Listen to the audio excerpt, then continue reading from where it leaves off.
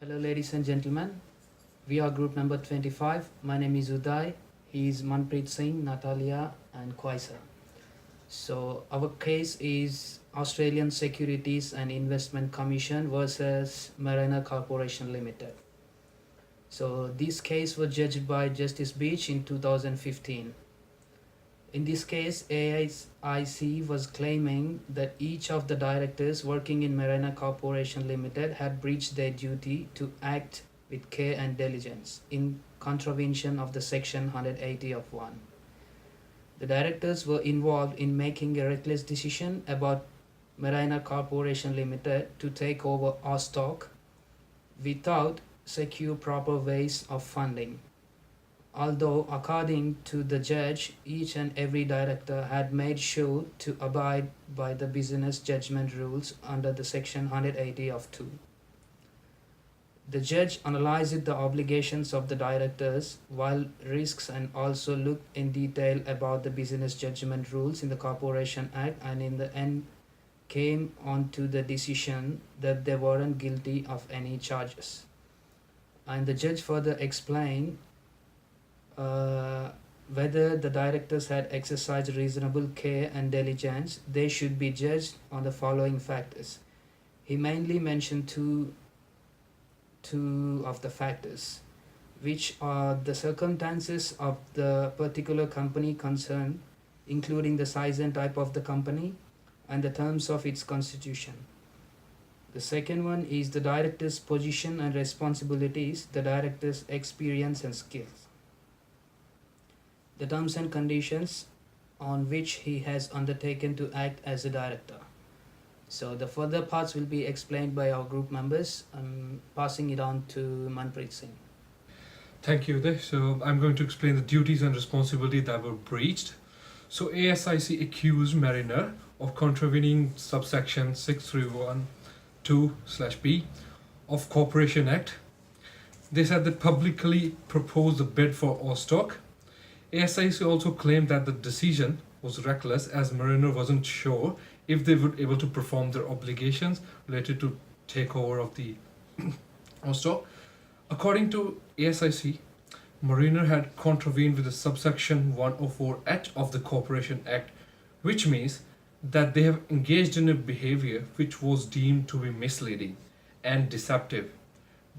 They were permitted to make a takeover bid for AU stock as it didn't have any secured funding for it. Further, they also accused that the directors of Mariner claiming that they hadn't performed their duties and claimed that directors had also breached their duties. Now I'm going to ask Natalia to explain further topics. That's the point. Okay.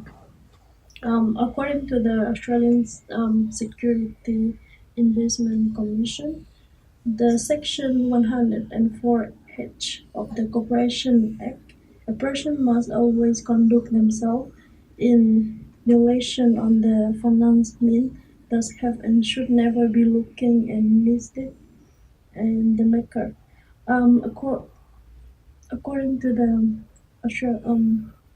Australian Security Investment Commission, focus on the fact that is question written anywhere in Australian Security Investment Commission bid that the bid was actually subject to finance risk according to section 631 of the Corporation Act is misleading the market and trying to manipulate it by deceiving it.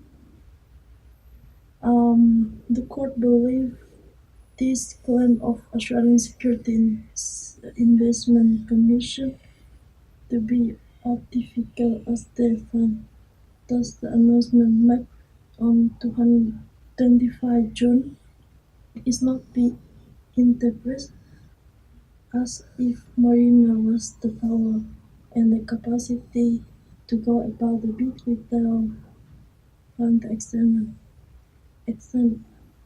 assistance. Next part gonna come back.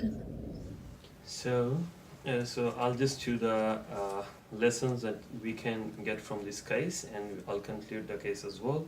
So this case provides us a lesson for the potential bidders to consider the obligations and sources of funding before they submit any bid. And also bidders need to make sure that they give out clear defined documents in which they can highlight their bidding strategy and how they intend to gather all the obligations. And now we can conclude by saying that ASIC vs Mariner was a strong case to be looked upon for future of Australian corporate law.